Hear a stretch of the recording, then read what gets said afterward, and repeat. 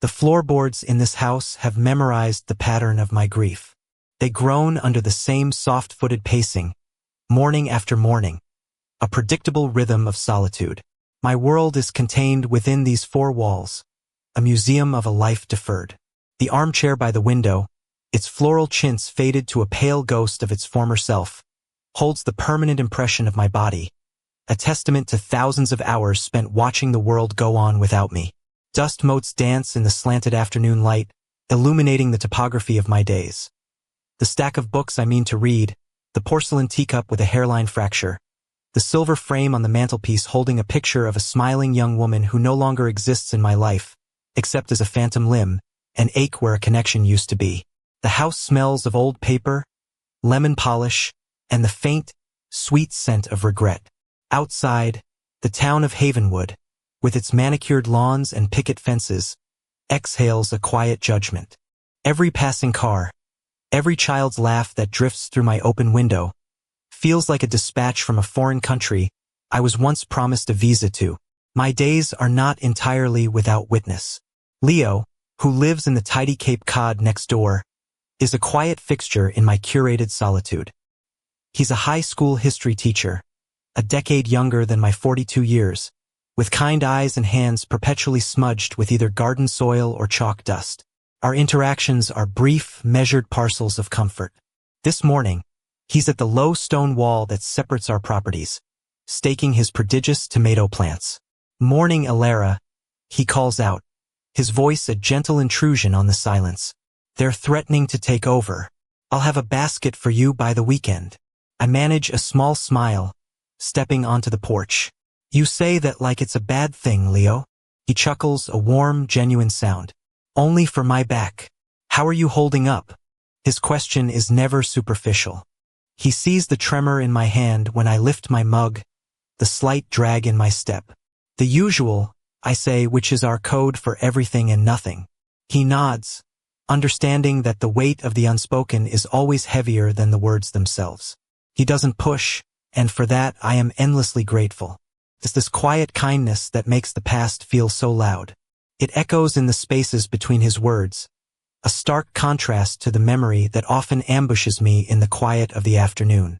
It was a memory forged in the sticky vinyl booth of a 24-hour diner, under the unforgiving hum of fluorescent lights.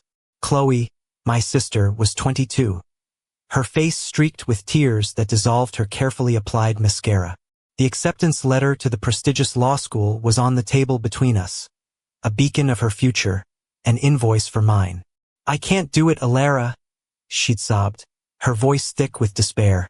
"The loans, it's a mountain. I'll be drowning before I even start." I looked at her, my brilliant, beautiful sister, shimmering with a potential I'd never possessed. My own life was a quiet, unassuming thing.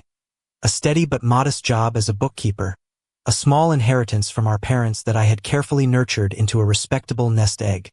It was my safety net, the foundation for a future I had only vaguely sketched out. A little travel, maybe a small business of my own one day. "Don't be silly," I'd said, my voice sounding more confident than I felt. I pushed my own plate of cooling fries aside and slid the loan application packet toward me.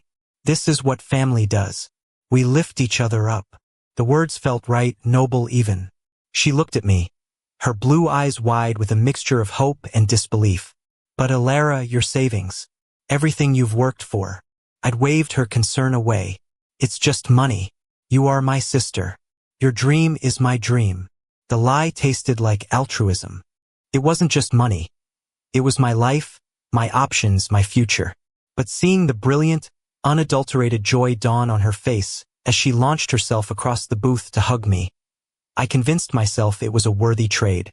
For the next 7 years, every extra dollar, every foregone vacation, every passed-up dinner with friends was funneled into the gaping maw of her tuition and loan payments. I signed the co-signer documents that night, the cheap pen scratching against the paper, a sound that sealed my fate as surely as a gavel's fall. The contrast between that night and now is a physical pain. Last week was my birthday. A small, tasteful bouquet of carnations arrived, the florist's card bearing Chloe's looping signature. No call. Later that evening, a text popped up on my phone. Asterisk, happy birthday, sis. Hope you love the flowers. Super swamped with the fundraiser gala. Talk soon. Asterisk, there was a picture attached. Chloe in a glittering evening gown, arm in arm with a local celebrity, a champagne flute in her hand. Her smile was blinding. She was thanking the gala's sponsors. I remembered the acceptance speech she gave when her firm made her junior partner 2 years ago. I'd watched it on a live stream, my heart swelling with pride. She thanked her mentors, her colleagues, her best friend, even her Pilates instructor for keeping her centered. She never mentioned me. The betrayal didn't arrive like a lightning strike. It crept in like a fog, until one Tuesday in October. It solidified into a cold, hard reality. The day had started like any other, a symphony of quiet rituals. The morning light was thin and watery, and a chill had seeped into the bones of the house. I was carrying a small basket of laundry down the main staircase, my mind a million miles away, when my foot caught on the frayed edge of the runner on the third step from the bottom. For a moment, there was a sense of weightless surprise, a silent, mid-air gasp. The world tilted sideways, a kaleidoscope of floral wallpaper and polished wood. Then came the impact, a sickening, explosive crack that seemed to echo in the sudden, ringing silence of the hall.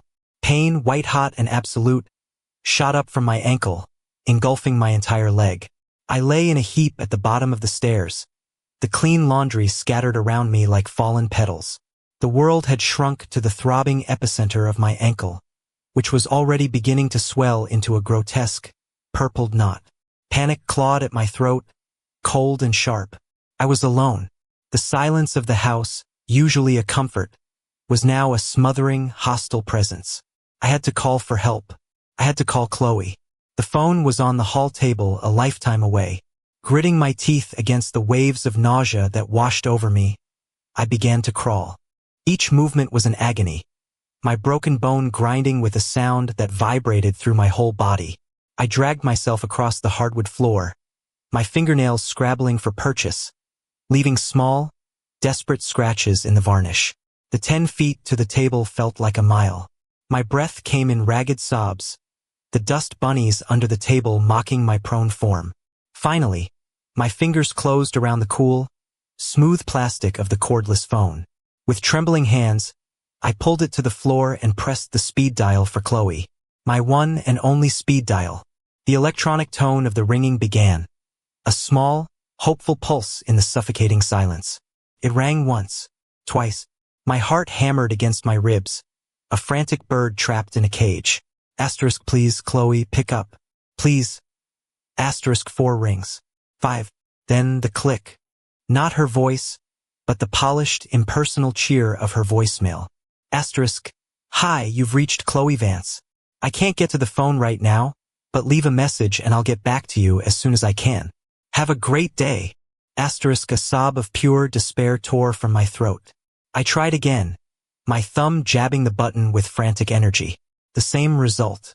The same chipper, recorded dismissal. Hope curdled into a cold, terrifying certainty. I was utterly and completely alone. Help arrived not in the form of a sister's worried voice, but in the shadow that fell across the frosted glass of the front door. It was Leo. He'd come to drop off a book he thought I'd like. He must have seen me through the sidelight window, a crumpled shape on the floor. The sound of his key in the lock, the spare I'd given him for emergencies, a key Chloe had never bothered to ask for, was the most beautiful sound I had ever heard. He found me there, pale and sweating, phone clutched in my white-knuckled hand, her cheerful voicemail message still playing on a loop in the terrible quiet of the hall.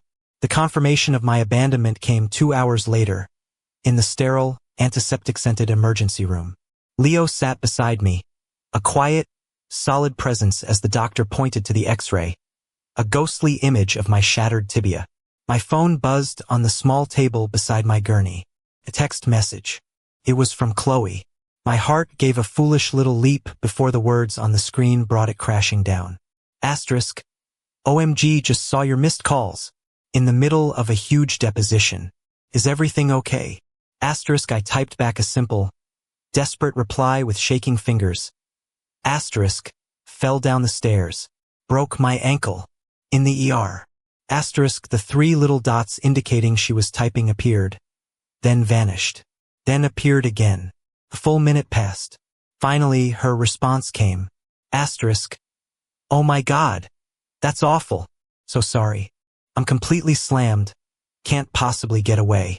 Find a good orthopedic surgeon. I'll check in tonight. Kisses. Asterisk, no questions. No, which hospital? No, are you okay? Just a string of excuses and a breezy sign-off. The phone slipped from my fingers and clattered to the floor. Leo bent to pick it up, saw the message, and his jaw tightened. He said nothing, just placed a hand gently on my arm. The warmth of his touch was a stark contrast to the glacial ice spreading through my veins. The betrayal was no longer a suspicion. It was a diagnosis, as clear and undeniable as the break in my bone. The following weeks were a blur of pain, medication-induced fog, and long, silent hours staring at the ceiling of my bedroom. My leg, encased in a heavy plaster cast, felt like an anchor, tethering me to my bed, to my house, to my suffocating solitude. Chloe did check in. A 5-minute call that night, filled with rushed sympathy and talk about her own stressful day. She sent an expensive edible arrangement that I had no appetite for. And then, for the most part, silence. It was Leo who became my lifeline. He picked up my prescriptions, stocked my fridge with easy-to-prepare meals, and brought over stacks of books and old movies. He would sit in the armchair by my bed, sometimes for hours, content to read his own book in companionable silence or to listen when the words finally started to spill out of me. I don't understand, I whispered to him one rainy afternoon, the sound of the downpour outside a match for the storm in my heart. I gave her everything. He just nodded, his gaze unwavering. I know you did, Alara. His simple validation was the first crack in the dam. In the long, sleepless nights, the past came visiting. Not just the bad memories, but the good ones, too, which were somehow more painful. I found myself reliving a summer afternoon when I was 14 and Chloe was 8. Our parents were out and we had the house to ourselves. We built a magnificent fort in the living room, using every blanket, sheet, and cushion we could find. Inside our fabric castle, illuminated by a flashlight, we'd shared secrets and eaten stolen cookies. She had laid her head in my lap, her small hand clutching mine. You're the best sister in the whole world, Alara, she'd murmured, her breath warm against my arm. I'll always take care of you, too. I remembered the fierce, protective love I felt for her in that moment. A love so pure and powerful it felt like it could light up the world. The memory, once a source of warmth, now felt like a cruel joke, a faded photograph of a promise that had dissolved like sugar in the rain. Then, other memories surfaced, darker ones, tinged with a significance I had refused to see at the time. I remembered Chloe's high school graduation. I had saved for months to buy her a beautiful, handcrafted leather briefcase, a sophisticated gift for the aspiring lawyer. When she opened it, her smile was polite but strained. Oh, it's classic, she'd said, setting it aside to gush over a trendy handbag from her friends. Later, I'd accidentally overheard her on the phone in her room, laughing with a friend. It's so stuffy. Can you imagine me walking into a courtroom with that? Alara has like zero sense of style. The words had stung, a small, sharp prick of ingratitude. But I had brushed it off, telling myself she was young, that I was being too sensitive. I had made excuses for her, smoothed over the rough edges of her selfishness, painted them over with the soft pastels of my love. I had been an expert in self-deception. Lying in my bed, trapped in my broken body, the pieces of my life clicked into place with a terrible, crystalline clarity. The diner, the briefcase, the forgotten birthdays, the unanswered calls, the Pilates instructor, and now the fall. It wasn't one single act of betrayal.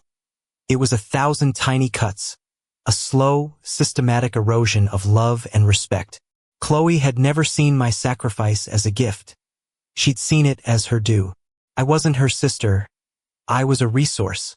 And now that the resource was depleted, now that I was the one who needed help, I was an inconvenience. A cold, hard resolve began to form in the hollow space where my love for her used to be. It was not born of anger or a desire for revenge. It was something quieter, more profound. It was the calm of acceptance. The relationship I had dedicated my life to was a fiction I had written for myself. It was time to write a new ending.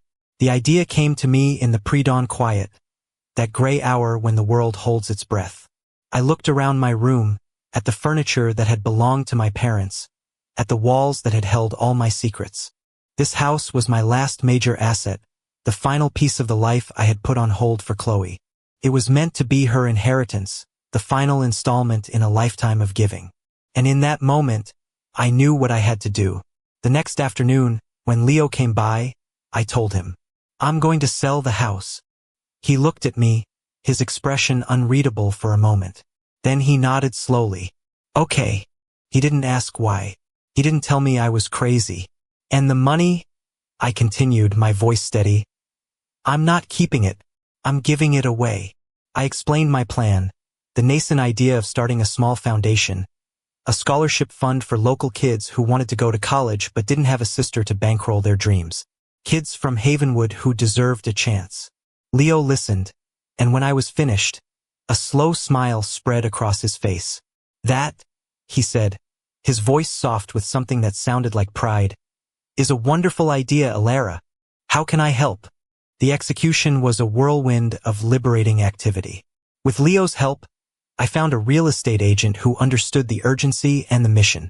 I met with a financial advisor and a lawyer, not for a new will, but to set up the trust for the Havenwood Promise Scholarship. Each step felt like a reclamation. The act of sorting through my parents' belongings was not sad. It was a way of honoring them by repurposing their legacy. The day I signed the paperwork to sell the house, my hand didn't shake.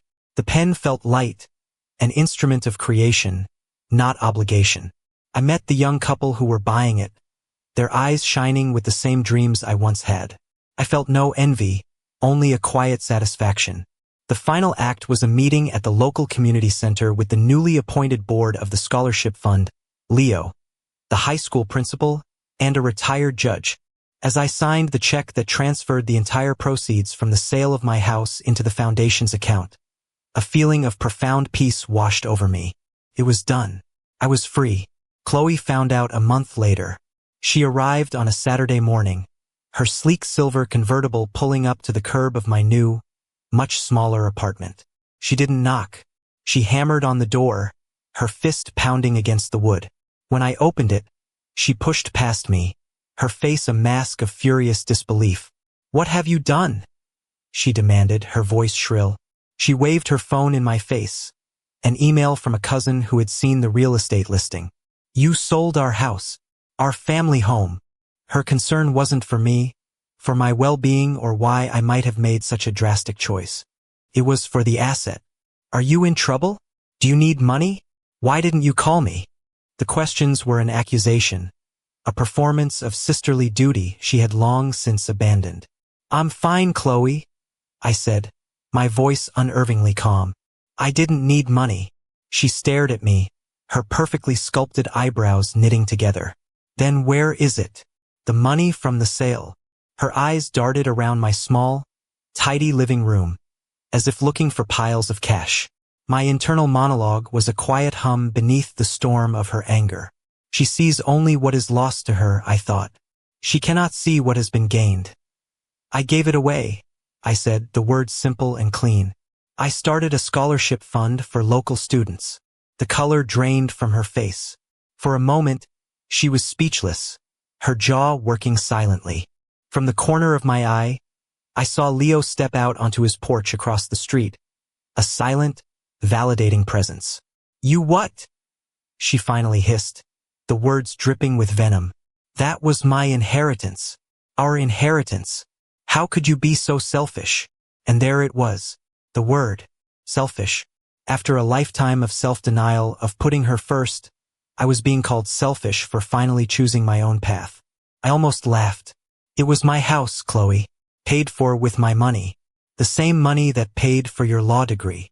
Her face flushed. "That's different. You did that because you're my sister. Because you love me." My monologue continued, clear as a bell.